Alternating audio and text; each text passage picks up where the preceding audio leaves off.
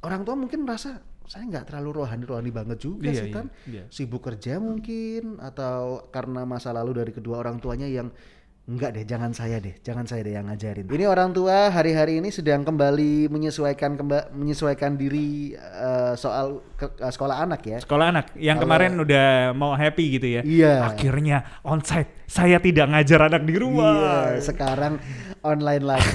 Tapi enggak sih, beberapa udah hybrid juga sih. Iya, iya, iya, iya. Hybrid ya. Tapi kalau melihat pertambahan angkanya ya kayaknya ya kembali online sih. Iya sih ya, prefer online aja Sobat Rida supaya kesehatan anak juga bisa diperhatikan gitu ya. Tapi yang perlu diperhatikan lagi adalah apa ini ya? Boleh dibilang tingkat kerohanian anak.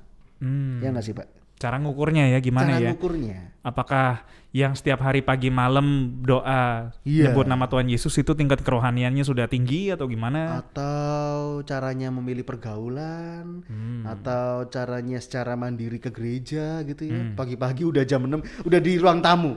Ayo mah kita berangkat. Tumben banget nih anak saya. Itu bukan kami. Gak mungkin terjadi itu tapi. Kami pasti digurak-gurain mama dulu. Ayo bangun, gereja.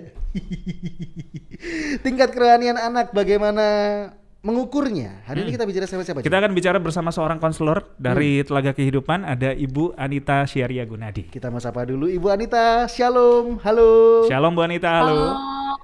Puji Tuhan. Shalom Nathan, shalom Jo, Terima shalom juga kasih. untuk Sobat Bisma Yuda. Yes, terima kasih sudah join di Bahtera Yuda FM Ibu Anita. Bagaimana kabarnya? Baik Bu? Baik, puji Tuhan sih puji masih Tuhan. sehat dan baik-baik. Puji Puji Tuhan. Tuhan. Doa kami sehat selalu sekeluarga Bu Anita. Udah lama banget ya kita nggak ngobrol ya. Iya, iya, Tahun benar, lalu benar. apa ya kita ya? Bener. Tahun lalu kan ya? Tahun lalu apa bulan lalu? Bulan lalu ya? Bulan lalu apa tahun lalu? Ya dah, pokoknya itulah ya. Sekali lagi terima kasih Ibu Anita sudah cerita dan sudah gabung ya di Bahtera Yuda FM. Ya, Hari ini kita ya. tentang tingkat kerohanian anak. nih Tingkat kerohanian anak. Saya langsung tanyakan saja. Kerohanian anak itu tanggung jawabnya siapa Bu Anita? Nah. Tanggung jawabnya orang tua atau gereja seharusnya? Ada yang jawab tanggung jawab Tuhan. Waduh. Keren banget. Silakan Bu Anita. Oke, tanggung jawab siapa ya? Kalau menurut saya tanggung jawabnya siapapun yang Tuhan percayakan anak tersebut ya. Jadi orang tua iya, gereja iya dong gitu ya. Jadi di Ibrani 13 ayat yang ke-17 kan dikatakan ya, taatilah pemimpin-pemimpinmu dan tunduklah kepada mereka sebab mereka berjaga-jaga atas jiwamu sebagai orang-orang yang harus bertanggung jawab atasnya. Jadi siapa tuh pemimpin-pemimpin yang berjaga-jaga atas jiwa kita? Ya pasti orang tua kita iya gitu kan, yang paling dekat dengan kita di rumah, dan juga figur-figur otoritas yang di gereja juga gitu, guru sekolah minggu, hamba Tuhan di gereja, pembina rohani gitu. Oke, baik. Jadi, Itu keduanya gitu. Dan keduanya harusnya saling bekerja sama gitu ya. Iya. Kolaborasi, mungkin orang tua di rumah ngajarin apa, nyambung juga sama yang gereja ajarkan gitu ya. Tapi yang terjadi Nah, ternyata fenomena Bu Anita, mungkin Bu Anita juga pernah merasakan, ngalami juga di circle-nya Ibu Anita, karena kami sudah dapat nih beberapa kasus seperti ini. Bahkan di interview sebelumnya juga muncul kasus seperti ini. Orang tua yang menyerahkan. Jadi kayak berangkat ke gereja itu udah ya, gereja yang handle ya kerohanian anak saya ya. Titip Gereja ya. yang memperhatikan ya, gereja yang nilai ya. Kalau misalnya kurang nanti info ke saya ya.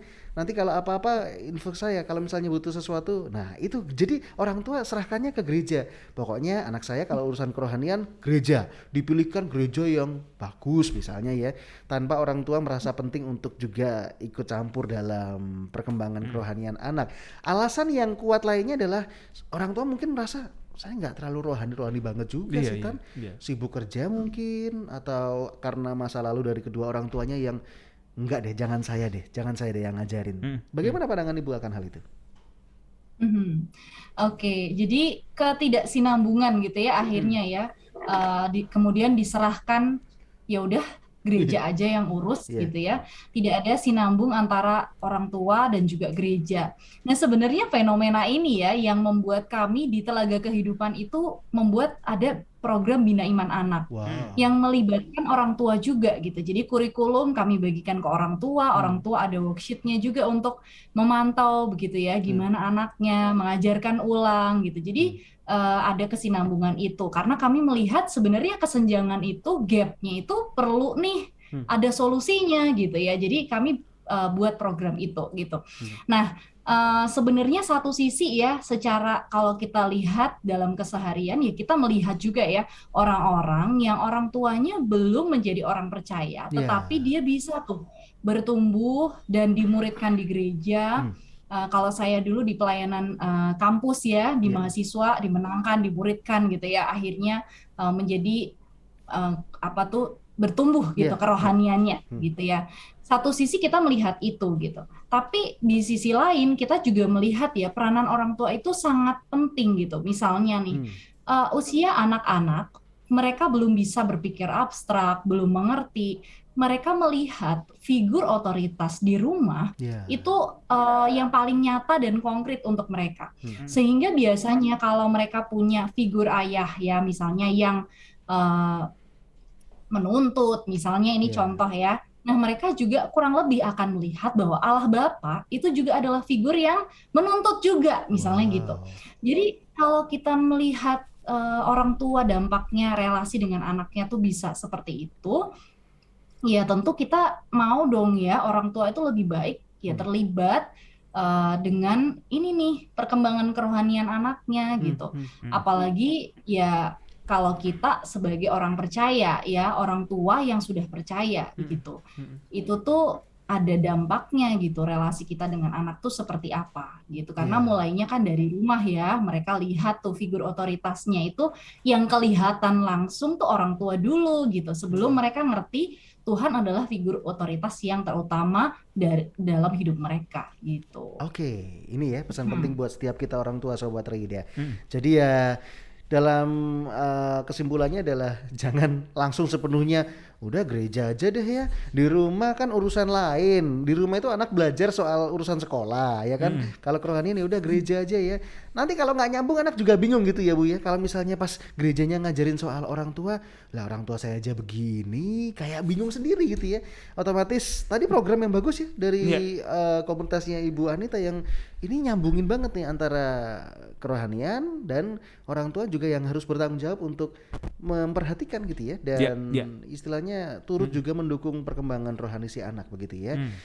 Tanggung jawab kita semua nih Sobat Reida orang tua. Jadi bukan cuman saya ini papa ini kerja buat apa? Udah buat capek kamu di rumah. ya kan, udah buat sekolahmu gitu ya. Cukupkah?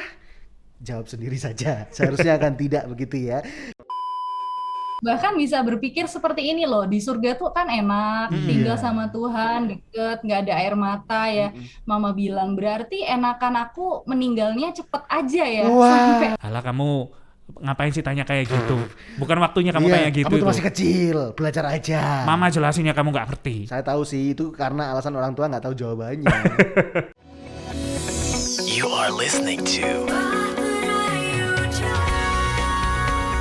pujian terbaik yang memberkati 96.4 Bahtera Yuda FM. The sound of faith, hope, and love.